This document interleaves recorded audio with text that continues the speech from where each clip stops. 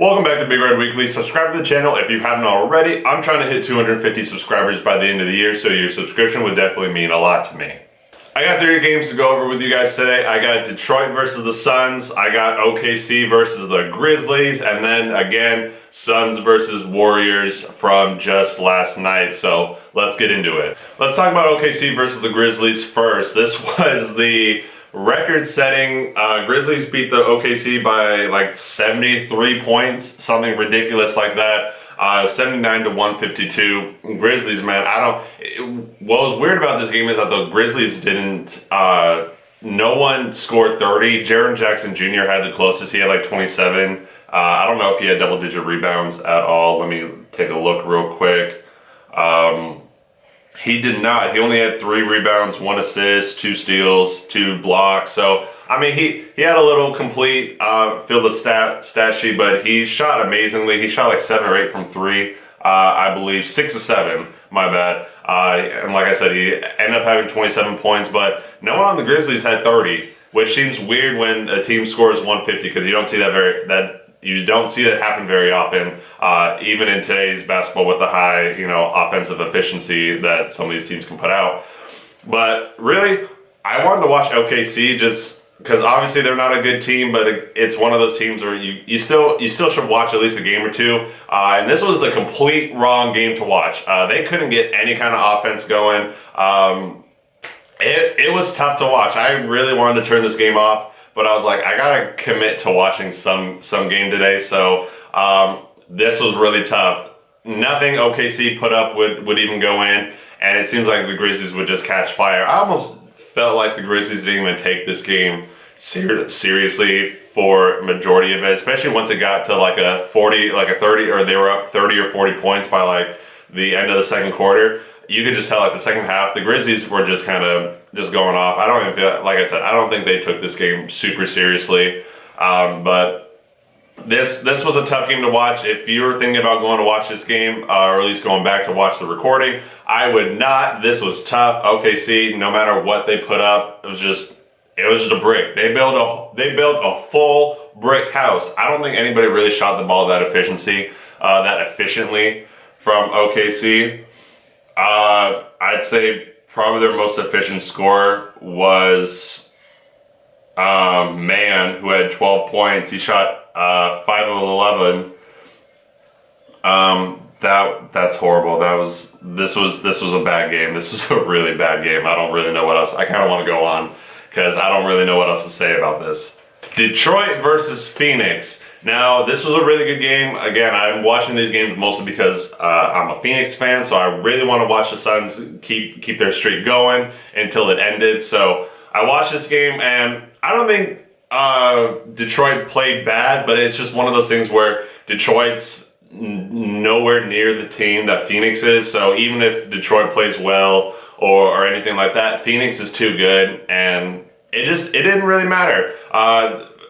The real great thing about this game is that it just showed that even without Booker, Phoenix is really good. They just have such a balanced team. Everyone can score, everyone can defend, and it's just because everyone's willing to do every little task and every little thing that you have to do on the court to be successful. That's really where in games like this, where you might not be playing a great team, but you lost to a leading scorer in Devin Booker, so they still were able to pull out a great 114 to 103 final score. Mikal had 18, which again shows that he can definitely score the ball when he's not asked to defend Steph Curry for 40 minutes a game, since he only had 2 points the other day versus the Warriors when they were at Phoenix. But like I said, 18 points this time. Chris Paul had 12 and 12. Aiden 17 and 12. Landry Shamet had 14. Cam Johnson had 19, Cam Payne had 19, JaVale McGee had 10. So, you had like 7 or 8 different Suns players. 1, 2, 3, 4, 5, 6, 7. 7 different Suns players all being double-digit points. No one actually scored 20. That's the weird thing about these balanced teams. But this lack of offense does kind of not this lack of offense, because obviously offensively they were fine because they just had everyone spread out. Everyone was making their shots. But the lack of any consistent offense is definitely going to hurt them when I start talking about this next game. Warriors versus Suns. The streak got snapped. Warriors, they were not going to let the Suns go 19 straight, which I get. I'm not too overly disappointed in the Suns last night, even though they lost. What was the final score? It was like 106 to 96, or was it much more? 118 to 96. Wow, I kind of shortchanged the Warriors a little bit. I thought this game was going to go a little differently based on the first half. Suns were getting after defensively. The Warriors were definitely making their shots and not turning the ball over as much as they were the last game, which their offense definitely showed because of it. Steph Curry ended up started the game much better than he did last game. I think he only ended with like 10 or 13 points last game, whereas he had, I think, 23 in the game against the Suns last night. Where'd the box score go? Steph Curry had 23, 5 and 5. That stat line's not super impressive, but when you consider that the rest of the Warriors stepped up, they were making their shots. This Warriors team played fantastically, much better than when they were at Phoenix. Bielitsa played really well. Gary Payton II played really well. Jordan Poole struggled the start of this game, but he ended up hitting, kind of get into a rhythm towards the end of the game, once the game was kind of already put away. But it's important to have somebody like him, even though he starts off roughly, to make shots and be confident in himself, because he's probably your second leading scorer right now, maybe third probably behind Andrew Wiggins. I don't know what their averages are, but I'm assuming Steph Curry. So obviously Steph Curry, because I think he's leading the league right now in points. Either that or he's like top 3, something like that. Then Jordan Poole and Andrew Wiggins are probably right there. I don't know who's averaging more, but those are your top 3 scorers right there. So to have Jordan Poole struggle, but he was able to hit a few shots there at the end, that definitely helps going into next game, because at least he can start feeling himself next game for the Warriors. Draymond, great defensively. There's not a huge thing to say about this game. Just the Suns were doomed to have a bad game.